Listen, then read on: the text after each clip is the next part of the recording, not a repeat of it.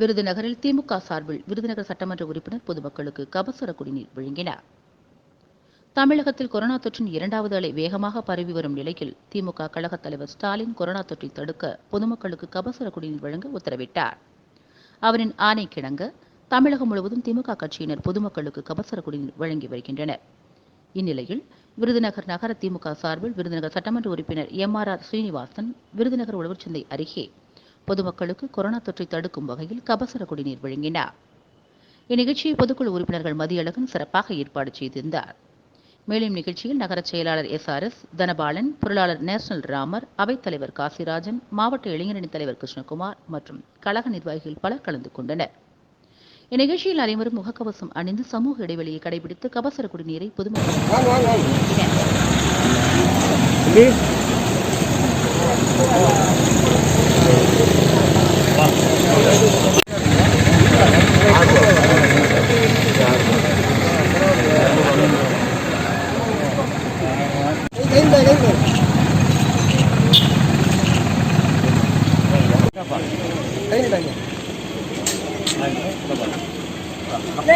அப்ப வாடா கசா நினைக்கிறேன் வாடா.